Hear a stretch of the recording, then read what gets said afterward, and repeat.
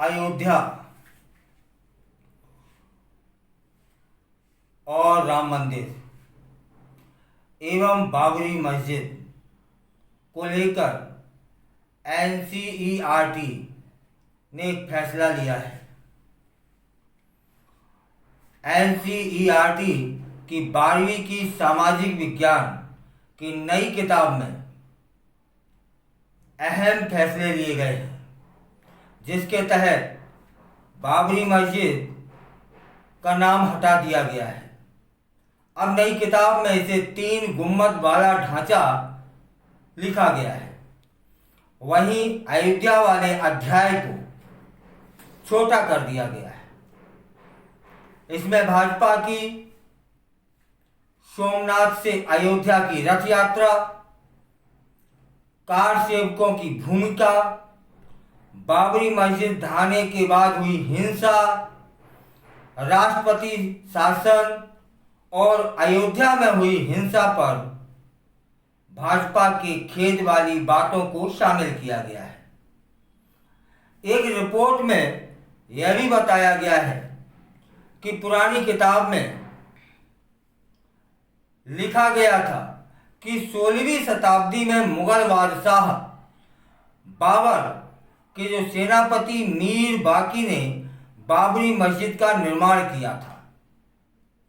वहीं अब इस अध्याय में बताया गया है कि 1528 में श्री राम के जन्म स्थान पर 3 गुम्बद वाला ढांचा बना दिया गया था। उसे मस्जिद नहीं माना गया, उसे ढांचा नाम दिया गया है। हालांकि इस ढांचे में कई हिंदू चिन्ह बने हुए थे। इसके अलावा आंतरिक और बाहरी दीवारों पर मूर्तियां बनी हुई थीं। जो पुरानी किताब है 2 पेज में यही बताया गया था। फैजाबाद जिला अदालत द्वारा 1986 में मस्जिद खोलने के फैसले के बाद मोबिलाइजेशन किया गया और 1992 में राम मंदिर बनाने के लिए रथ यात्रा और कार सेवा की वजह से सांप्रदायिक तनाव पैदा हो गया था। इसके बाद 1993 में सांप्रदायिक दंगे हुए। वहीं इस किताब में यह भी बताया गया कि भाजपा ने अयोध्या की घटनाओं को लेकर दुख भी व्यक्त किया कि यह जो घटनाएं हुई हैं इनसे हम दुखी हैं। फिलहाल नई किताब में जो बताया गया है वह है कि 1986 में फैजाबाद जिला अदालत ने 3 गुम्बद वाले ढांचे को खोलने का आदेश दे दिया और लोगों को पूजा करने की अनुमति मिल गई। माना जाता है कि इन 3 गुम्बद वाले ढांचों को श्री राम के जन्म स्थान पर बनाया गया है। राम मंदिर का शिलान्यास कर, लेकिन आगे निर्माण पर रोक लगा दी गई थी। हिंदू समुदाय को लगा कि उनकी आस्था के साथ खिलवाड़ किया जा रहा है और मुस्लिम समुदाय को ढांचे पर अधिकार बनाए रखने का अधिकार मिल रहा है। वहीं 1992 में ढांचा गिरने के बाद बहुत सारे आलोचकों ने कहा कि यह लोकतंत्र के सिद्धांतों के लिए बड़ी चुनौती साबित होगा। खैर, जो नई किताब है उसमें अयोध्या विवाद को लेकर सुप्रीम कोर्ट के फैसले को भी शामिल किया गया है। उसमें लिखा गया कि इसमें 9 नवंबर 2019 को सुप्रीम कोर्ट की संवैधानिक बेंच ने फैसला सुनाया कि यह भूमि मंदिर की है। पुरानी किताब में कुछ न्यूज पेपर कटिंग की तस्वीरें लगाई गई हैं, जिसमें बाबरी मस्जिद को ढहाने के बाद कल्याण सिंह सरकार को हटाने का आदेश शामिल था। अब इसे हटा दिया गया है।